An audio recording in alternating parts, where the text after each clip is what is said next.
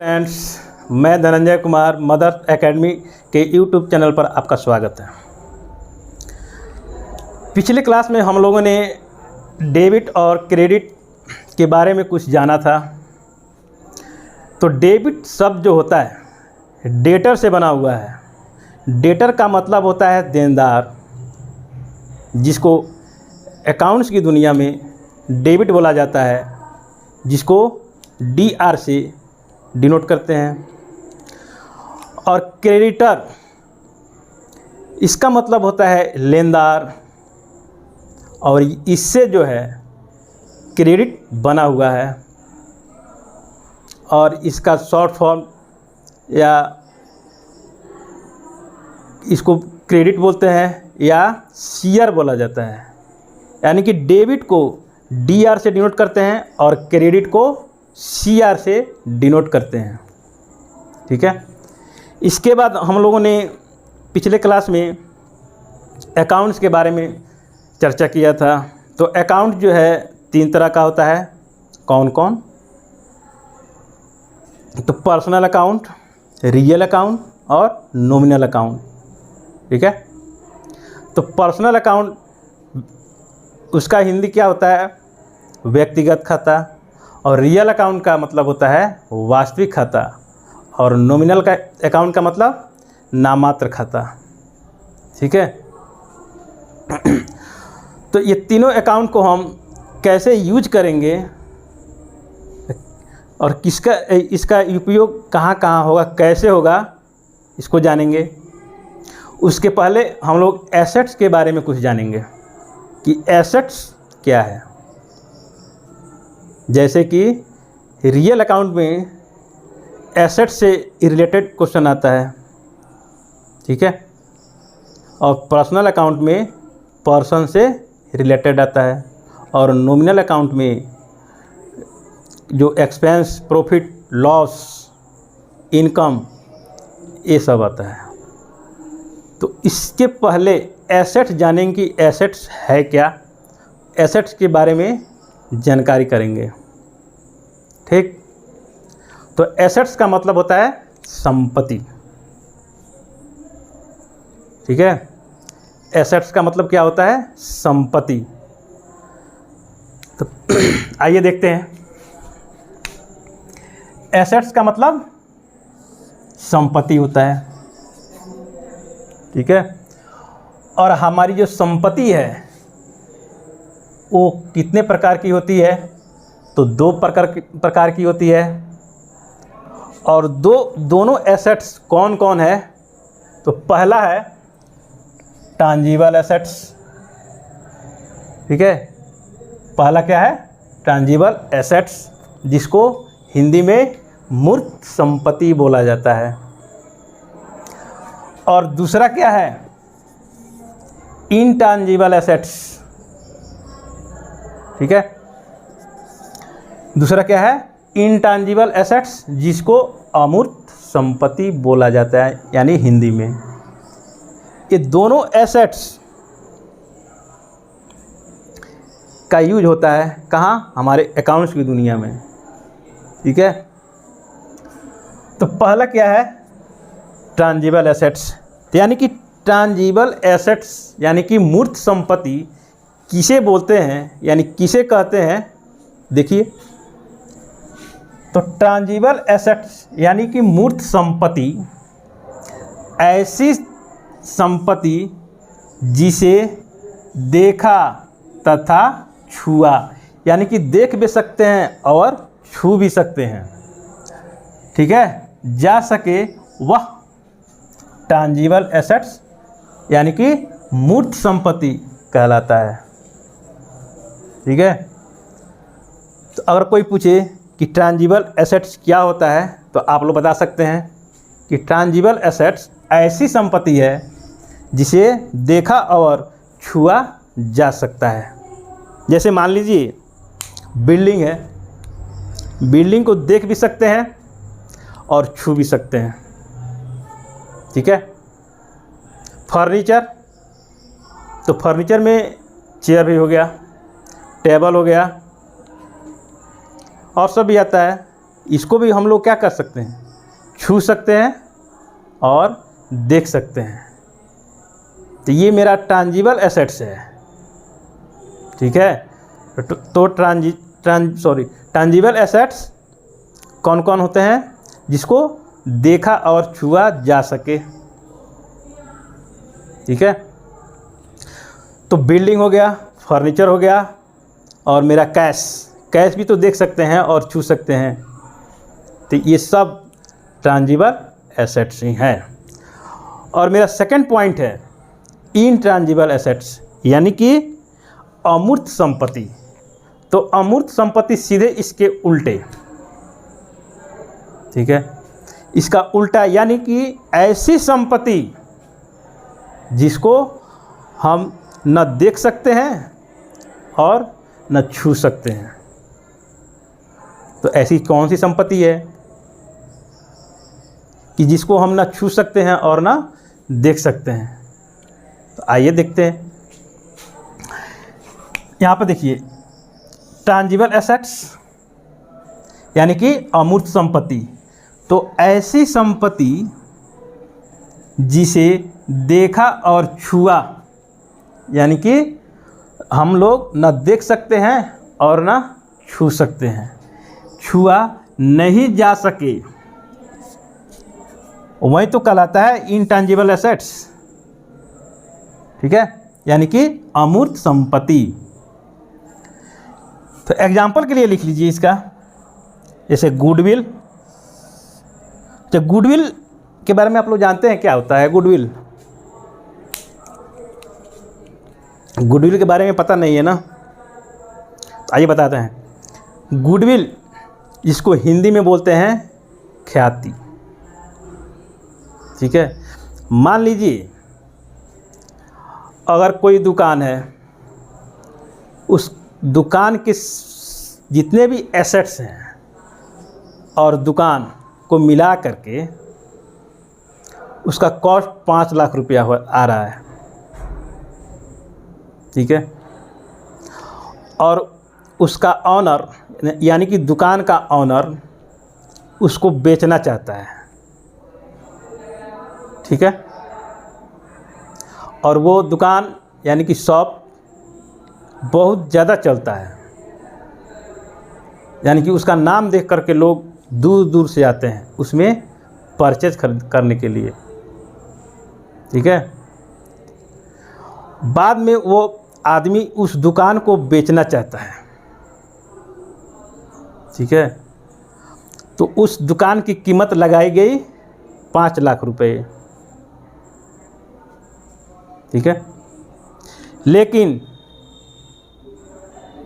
खरीदने वाला जो पर्सन आता है उस दुकान को, वो बोलता है ठीक है, लेकिन ऑनर ने बोला, उस मालिक ने बोला, दुकान के मालिक ने बोला कि हमारे दुकान की कीमत 10 लाख रुपए होगी।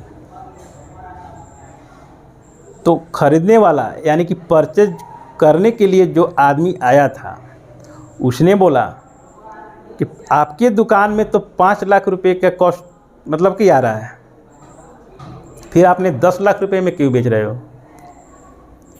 तो आप खुद समझो कि 10 लाख रुपए में वो क्यों बेच रहा है। फिर भी वो व्यक्ति 10 लाख में खरीदने के लिए तैयार हो गया। क्यों? क्योंकि उस दुकान का बहुत नाम था। तो उसी को बोलते हैं गुडविल यानी कि ख्याति। उसी ख्याति को लेने के लिए उसने 10 लाख रुपए दे दिया, क्योंकि अगर कोई नया बिजनेस स्टार्ट करते हैं तो उसको शुरू करने में तो समय लगता है, और उसका जो कस्टमर होता है धीरे धीरे जानता है, पहचानता है। ऐसे करते करते उस दुकान को चलने में लगभग 1-2 साल लग जाता है। लेकिन वही दुकान अगर पहले से चलाया है और वो बेचता है तो उसमें कस्टमर बनाने की ज़रूरत नहीं है, क्योंकि वो ऑलरेडी चलता है, पहले से ही लोग उसको जानते हैं। और जिसको नहीं जानते हैं उसके बारे में तो लोग पता करेंगे ना। तो वही बात है, धीरे धीरे उसके बारे में जानते हैं। लेकिन जो दुकान पहले से चलता है, ज़्यादा कस्टमर आते हैं, उनको तो शुरू करने की कोई ज़रूरत ही नहीं है। ठीक है, तो वही हो गया ख्याति, यानी कि गुडविल, यानी कि उसका नाम। दूसरा है कॉपीराइट। कॉपीराइट के बारे में तो कुछ लोग जानते होंगे, कुछ लोग नहीं भी जानते होंगे। कॉपीराइट का मतलब ये हो गया कि मान लीजिए अगर कोई बड़ा सा राइटर है, जैसे मान लीजिए कि एस.के. सिंह की बुक, अकाउंट्स की बुक है, आप लोगों को भी शायद पता होगा, या ऐसे रख छोड़िए उसको, आर.एस. अग्रवाल की बुक है। आर.एस. अग्रवाल की बुक का जो राइटर है, क्या अपने से प्रिंट करता है बुक को? नहीं, उसको दूसरे कंपनी क्या करती है? प्रिंट करती है। ठीक है, यानी कि नाम आर.एस. अग्रवाल, लेकिन काम कौन करता है? दूसरा कोई, यानी कि उसके कॉपी करता है। ठीक है, तो उससे क्या मिलता है? इसको वो कॉपी करता है तो क्या मिलता है? उस राइटर को उसको कमीशन दिया जाता है, यानी कि उसको पैसा मिलता है। यही तो हो गया कॉपीराइट, यानी कि दूसरे के अधिकार को अपने अधिकार में ले करके काम करना। ठीक है, तब तक लिखिए।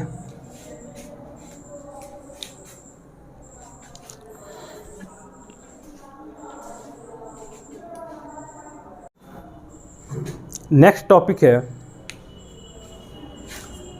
Rules of debit and credit. अभी आपने पढ़ा डेबिट और क्रेडिट और उसका रूल्स, यानी कि नियम क्या होता है, कैसे होता है, इसके बारे में जानेंगे। ठीक है, और तीनों अकाउंट के बारे में, कौन कौन अकाउंट? पर्सनल, रियल और नॉमिनल। ये इसको गोल्डन रूल भी बोलते हैं, यानी कि गोल्डन रूल्स ऑफ अकाउंटिंग। अगर ये आप लोग जान गए तो अकाउंटिंग कुछ नहीं है। क्योंकि जैसे मैथ में अगर फॉर्मूले याद नहीं हो तो मैथ नहीं बन पाएगा, सेम टू सेम ये गोल्डन रूल जब तक आपको कंसेप्ट नहीं मिले, याद नहीं हो, तब तक अकाउंट का क्वेश्चन नहीं कर सकते हैं। तो इसलिए ध्यानपूर्वक देखिए और समझिए, पहले समझिए उसके बाद लिखिए। ठीक है, बहुत बहुत बहुत इम्पोर्टेंट चीज़ है ये, ओनली फॉर अकाउंट्स।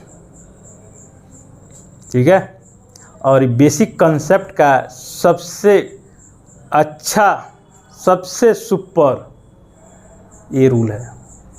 इसी रूल पर पूरी अकाउंटिंग होती है। ठीक है, चलिए देखते हैं। तो rules of debit and credit कह रहा है कि इसका, यानी कि अकाउंटिंग का रूल क्या होता है।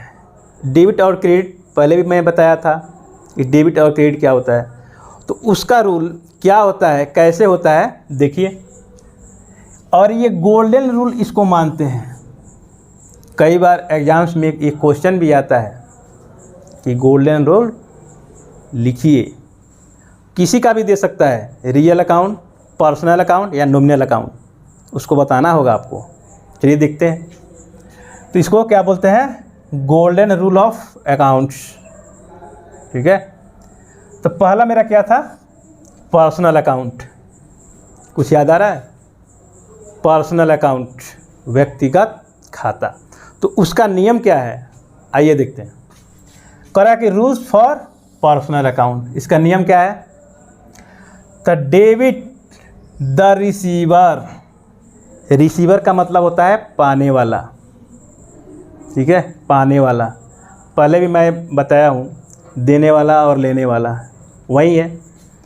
तो डेबिट द रिसीवर, यानी कि रिसीवर का मतलब होता है पाने वाला। इसको हिंदी में भी देख लीजिए यहाँ पर कि पाने वाला डेबिट, यानी कि जो पा रहा है, जिसको मिल रहा है, उसको क्या बोलेंगे? डेबिट। तथा देने वाला क्रेडिट, इंग्लिश में है क्रेडिट द गिवर। गिवर का मतलब देने वाला, यानी कि जो देता है। मान लीजिए कि हम बिजनेस कर रहे हैं, ठीक है, मान लीजिए कि दुकान ही छोटी मोटी दुकान है, कोई सामान बेच रहे हैं, तो हम बेचेंगे तो कोई तो लेने वाला तो होगा ही। देने वाला हम हो गए, लेने वाला दूसरा कोई, ठीक ऐसे ही है इसमें भी है कि डेबिट द रिसीवर, यानी कि पाने वाला, तो उसको क्या करेंगे? डेबिट। ध्यान से सुनिएगा, पाने वाले को डेबिट, और जो देता है, जिसने दिया, उसको क्रेडिट। ठीक है, हिंदी में भी है पाने वाले डेबिट तथा देने वाला क्रेडिट। ये किसका रूल है? तो पर्सनल अकाउंट का, यानी कि व्यक्तिगत खाता। ठीक है। सेकंड है कि रूल फॉर रियल अकाउंट। अब रियल अकाउंट यानी कि वास्तविक खाता का रूल क्या होता है, नियम क्या होता है, देखिए। इसमें कह रहा है कि डेबिट व्हाट कम्स इन, यानी कि जो चीज़ें आती है, ध्यान से देखिएगा, कह रहा है कि आने वाली चीज़ डेबिट, यानी कह रहा है कि आने वाली चीज़ को डेबिट करेंगे। ठीक है, यानी कि क्या आ रहा है मेरे पास, ठीक, तो जो भी चीज़ आए उसको debit, and credit what goes out, और जाने वाली क्या चीज़ें हैं उसको क्रेडिट करेंगे। ठीक है, तो ध्यान से देखिएगा, पर्सनल अकाउंट में पाने वाला डेबिट और देने वाला क्रेडिट, लेकिन रियल अकाउंट में आने वाली चीज़ें, जो चीज़ आती है मेरे पास उसको डेबिट करेंगे, और जो चीज़ मेरे पास से जाती है उसको क्रेडिट करेंगे। ठीक है, तो रियल अकाउंट संपत्ति से रिलेटेड है, और पर्सनल अकाउंट जो व्यक्तिगत, यानी कि पर्सन, बैंक, ये सब। ठीक है, ध्यान से देखिएगा। इसको हिंदी में भी लिखिए कि आने वाली संपत्ति, जो संपत्ति आती है, संपत्ति से तो ही रिलेटेड है रियल अकाउंट, तो आने वाली संपत्ति डेबिट, तो आने वाली संपत्ति को डेबिट करेंगे, और यानी कि तथा जाने वाली संपत्ति क्रेडिट, जो संपत्ति मेरे पास आ रही है उसको डेबिट करेंगे, और जो मेरे पास से जा रही है उसको क्रेडिट करेंगे। ठीक है, और थर्ड में है मेरा नॉमिनल अकाउंट, यानी कि रूल्स फॉर नॉमिनल अकाउंट, नाम मात्र का खाता। ठीक है, नाम मात्र का खाता है ये। तो इसके बारे में देखिए कि डेबिट द एक्सपेंसेज या loss, debit the expenses and loss. ठीक है, यानी कि जो चीज़ें हमारे बिजनेस में लॉस होती है, या हानि, या एक्सपेंस यानी खर्च। ठीक है, यानी कि जो चीज़ें एक्सपेंस और लॉस होती है, हम व्यापार कर रहे हैं तो उसमें लॉस और प्रॉफिट तो होगा ही। तो जो चीज़ें हमको लॉस होती है, यानी कि व्यापार को, बिजनेस को, या एक्सपेंस यानी कि खर्च हो जाती है, उसको क्या करेंगे? डेबिट करेंगे, डेबिट, उसको डेबिट करेंगे। लेकिन इनकम भी होता है और प्रॉफिट भी होता है, ठीक है, आय भी होता है और लाभ भी होता है, तो उसको हम क्या करेंगे, क्रेडिट करेंगे, ठीक है। डेबिट और क्रेडिट तो पहले ही मैं बता दिया हूँ, ठीक। तो कह रहा है कि debit the expense and loss and credit the incomes. Credit किसको करना है, इनकम को, यानी कि आय को, या प्रॉफिट, यानी कि जो हमारे बिजनेस से प्रॉफिट हुआ या बिजनेस को इनकम हुआ उसको क्रेडिट करेंगे, और जो लॉस हुआ या बिजनेस में जो खर्च होता है, एक्सपेंस होता है, उसको डेबिट करेंगे, ठीक है। तो 3 पॉइंट, ये बहुत मस्ट पॉइंट है अकाउंटिंग का, इसको आप लोग ध्यान से देखिए, समझिए और लिखिए, ठीक है। तो इसको हिंदी में, यानी कि नॉमिनल अकाउंट को हिंदी में इसका रूल क्या होता है, यहाँ पर है, यानी कि खर्चे हानि को डेबिट तथा आय लाभ को क्रेडिट, ठीक है। तो ये रूल याद होना चाहिए, 3 पॉइंट है, इसको याद होना चाहिए, और याद नहीं रहने पर अकाउंटिंग का क्वेश्चन सॉल्व नहीं हो पाएगा, खास करके जर्नल का, ठीक है। इसलिए इसको लिखिए, देखिए और याद कीजिए। चलिए लिखिए।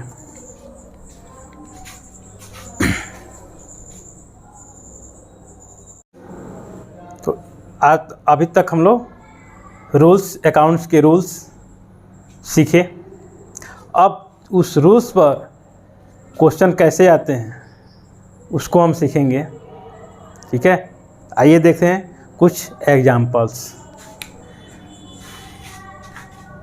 एग्जाम्पल 1 कह रहा है कि फर्नीचर, यानी कि परचेज किया है, कह रहा है कि परचेज फर्नीचर इन कैश, यानी कि फर्नीचर जो है कैश, यानी कि नगद में खरीदा गया है, फर्नीचर नगद में खरीदा गया है। सबसे पहले ये देखेंगे कि फर्नीचर जो है कौन सा अकाउंट है। तो आपने सुना भी है या लिखा भी होगा कि फर्नीचर जो है रियल अकाउंट में आता है, उसका रूल क्या होता है, ठीक है।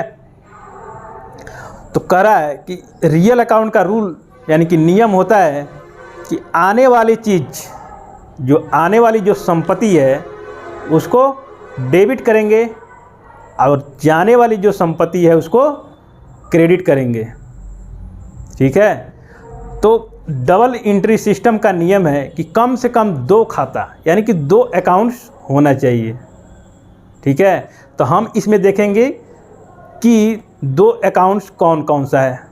तो कह रहा है कि परचेज फर्नीचर इन कैश, तो 2 अकाउंट्स कौन कौन सा है, एक फर्नीचर और दूसरा कैश, ठीक है। तो पहला है फर्नीचर और दूसरा कैश अकाउंट, ठीक है। तो हम संपत्ति, यानी कि ये भी तो एसेट्स है, लेकिन कौन सा एसेट्स है, ठीक है। आइए देखते हैं। यानी कि एसेट्स जो है रियल अकाउंट में जाता है, कैश भी है मेरा रियल अकाउंट, ठीक है। तो रियल अकाउंट में नियम होता है कि आने वाली चीज़ डेबिट, तो इसमें क्या आ रहा है, फर्नीचर, तो फर्नीचर को क्या करेंगे, डेबिट, ठीक है। और मेरे पास से क्या जा रहा है, अगर हमने फर्नीचर खरीदा तो फर्नीचर तो आ गया और मेरे पास से कैश जा रहा है, यानी जाने वाली चीज़ क्या है, क्रेडिट। तो कैश जा रहा है तो कैश मेरे लिए क्या हो गया, क्रेडिट, ठीक है। और ये दोनों एसेट्स जो क्या है, रियल अकाउंट ही है, यानी कि वास्तविक खाता है, ठीक है। दूसरा एग्जाम्पल यानी कि नेक्स्ट एग्जाम्पल में है कि परचेज बिल्डिंग इन कैश, हमने बिल्डिंग खरीदा नगद में। इन कैश का मतलब होता है नगद में, ठीक है। परचेज बिल्डिंग इन कैश यानी कि बिल्डिंग को खरीदा गया है नगद में। तो नगद में खरीदा गया है तो मेरे पास क्या आया, सीधी सी बात है, बिल्डिंग खरीदे हैं तो बिल्डिंग ही आया, और गया क्या है तो कैश। तो आने वाली चीज़ कौन सी है, बिल्डिंग, तो बिल्डिंग को क्या करेंगे डेबिट, और जाने वाली चीज़ क्या है कैश, तो उसको क्या करेंगे क्रेडिट, ठीक है। तो बिल्डिंग जो मेरा है रियल अकाउंट ही है, कैश भी है रियल अकाउंट, ठीक है। और ये बिल्डिंग जो है डेबिट हो गया, क्योंकि डेबिट जो क्या नाम है परचेज में बिल्डिंग आ गया तो इसको डेबिट हो गया, और मेरे पास से कैश चला गया तो क्रेडिट करेंगे इसको, ठीक है। थर्ड एग्जांपल देखिए, इसमें कैश रिसीव फ्रॉम राम। इसमें कह रहा है कि नगद प्राप्त किया किससे, तो राम से। नगद प्राप्त किया किससे, तो राम से। तो इसमें भी दो अकाउंट खोलेंगे। तो पहला अकाउंट क्या है cash, cash receive from Ram यानी कि नगद प्राप्त किया राम से। दो अकाउंट कौन कौन से है, एक तो हो गया कैश और दूसरा क्या हो गया राम, क्योंकि डबल एंट्री सिस्टम में दो अकाउंट जरूरी है, ठीक है।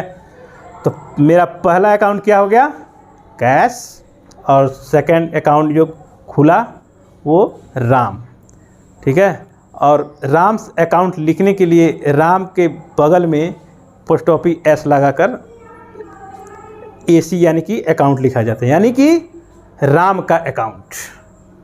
ध्यान रखिएगा, क्योंकि राम जो है कौन सा अकाउंट है, पर्सनल अकाउंट है, याद आ रहा है, पर्सनल अकाउंट है, इसलिए उसके बगल में एस लगा करके अकाउंट लिखा जाता है, उसका मतलब हुआ राम का अकाउंट, ठीक है। तो इसमें दो अकाउंट मेरा खुल गया, एक कैश अकाउंट और एक राम्स अकाउंट। तो कैश अकाउंट